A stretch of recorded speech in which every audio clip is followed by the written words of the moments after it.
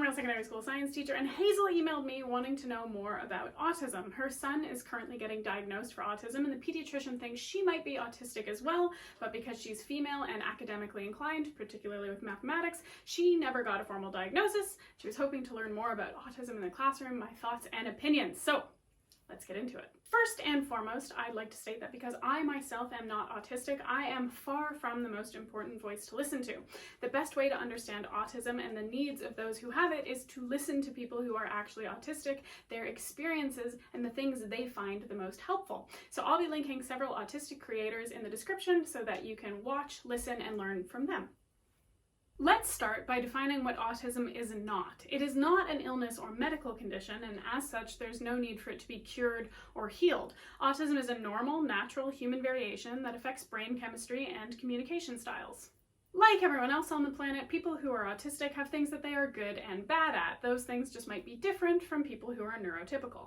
Autism also falls on a spectrum. So some people who are autistic might need very minimal support or might only need support with certain tasks. Other people with autism might need daily care, and that's okay.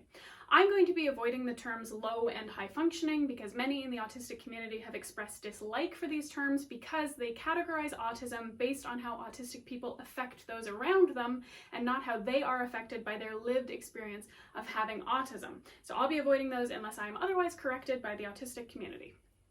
People with autism may find it difficult to communicate and interact with other people, but I'd like to point out this is mostly due to differences in communication styles between neurotypical people and neurodivergent people, which can be amended with practice. And I think that's pretty neat, because everyone deserves to feel that they can express themselves and be accurately heard, listened to, and seen. People with autism may also find things like bright lights or loud noises overwhelming, stressful, or uncomfortable. This can lead to meltdowns, and it's very important that those of us not on the autism spectrum are checking in to make sure our peers and fellow humans on the autism spectrum are feeling safe and comfortable. This is no different than not serving someone food they're allergic to or avoiding activities you know a friend may find upsetting. It's just common decency. People with autism might get anxious or upset about unfamiliar situations and social events. Generally speaking, people who have autism enjoy routine, and deviating from that routine can be very stressful for them. They also tend to have low tolerance for change and novelty, which might actually have an evolutionary benefit in terms of food safety. You know, our early ancestors found out the hard way that some things were poisonous and not everybody made it. Many people with autism might have safe foods or spaces that don't overwhelm them. People with autism might take longer to understand information, particularly if they have a comorbidity with anxiety, depression, or learning disabilities, which is fairly common, and they may do or think the same things over and over. Again, there is generally speaking a comfort and enjoyment of a rigid routine. The exact cause of autism is unknown, but it's genetic, it runs in families. People who are born with autism will have it for their whole life. This is not something that children get and then grow out of. And as I previously mentioned, autism tends to have comorbidities, or things that happen at the same time, with ADHD, depression, and anxiety. And I know we all know this, but it bears repeating, autism is not caused by vaccines. That has been debunked time and time and time again. Vaccines are life-saving, amazing medicine that have helped us eradicate things like smallpox and polio. And those of you who are eligible should get your COVID vaccine. If you have a specific concern about allergies or a medical condition, then please speak to your doctor and make a decision informed by an expert. In the classroom, pupils with autism can struggle. Often people with autism have difficulty expressing big emotions, and they can come out as aggression towards their peers or themselves, otherwise known as self-injurious behavior. The best way to avoid this is to work out what triggers these aggressive behaviors, whether it's loud noises or overstimulation or a feeling of being left out or not being able to communicate, or trying to communicate but not being perceived, heard, and understood, and then avoiding those triggers or coming up with methods to better cope with them. It's important to note that this communication system doesn't have to be verbal, especially if that's something that the pupil with autism struggles with, generally speaking. Students with autism can communicate their needs using a system of stickers, or those inside-out octopus plushies that have a sad face and a happy face, or a subtle symbol that they can give to their teacher so that their teacher knows when they might need to intervene, model, or provide help. Autism aggression can lead to students with autism being bullies themselves, or a lack or different style of communication can lead to autistic students being the victims of bullying. In any instance of bullying, it's important to remember that it's a whole classroom issue and that educators need to provide a classroom environment where everyone feels safe and valued and bullying is not tolerated in any capacity. This also means being consistent and fair with all pupils. Some students with autism are particularly academically gifted and others less so. This is mostly due to luck of the draw and should be addressed on a case-by-case basis with either tutoring, supports, or modified activities. Now, when modifying an activity, it's really important that it's not dumbed down for any students because this is patronizing and embarrassing and may cause students to disengage from learning entirely. The best setup is to have scaffolded materials or modified instructions or supports available to all students so that all of them can access it and nobody feels like they're being singled out. It's also vitally important that all tasks have ample stretches and challenges easily available at different levels so that all students can really feel like they're pushing themselves as well as feel like they can access support easily and without having to make a big thing of it. There are some notable gender differences in how autism is diagnosed. Boys tend to be diagnosed often and early, whereas girls tend to be diagnosed very late, if at all. This is mostly due to how socialization affects symptoms.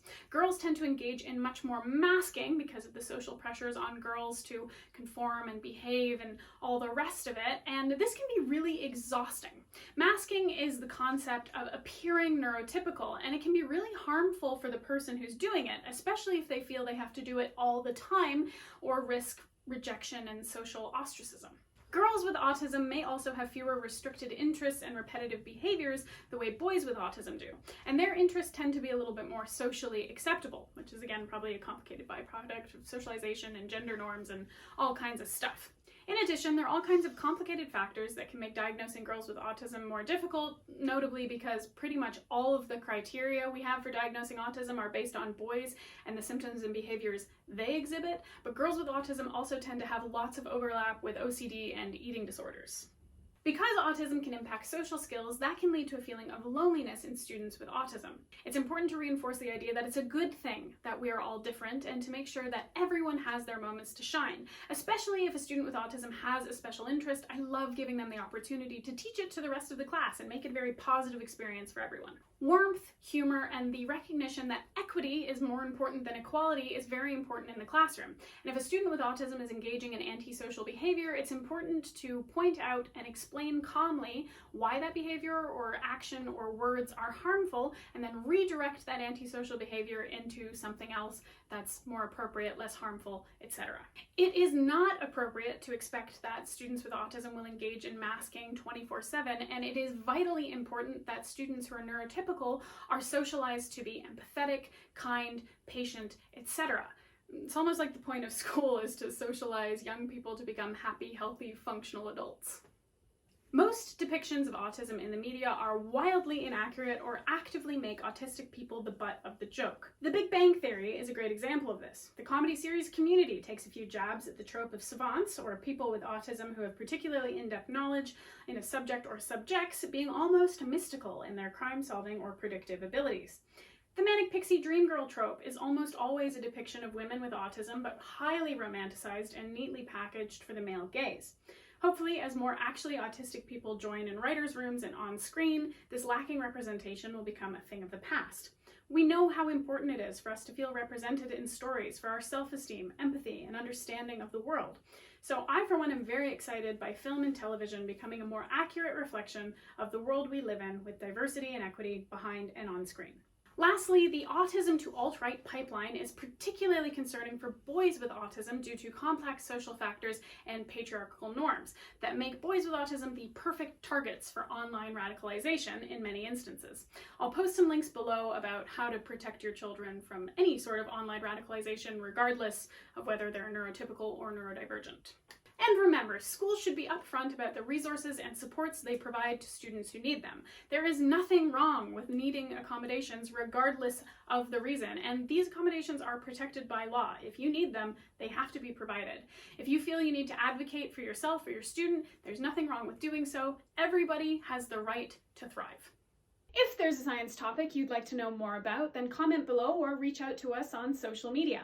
In the description of this video is some additional reading material because it's very important that you always do your own research and come to evidence-backed conclusions. Stay safe, be kind to each other, and remember, there's no room for shame when growing your brain.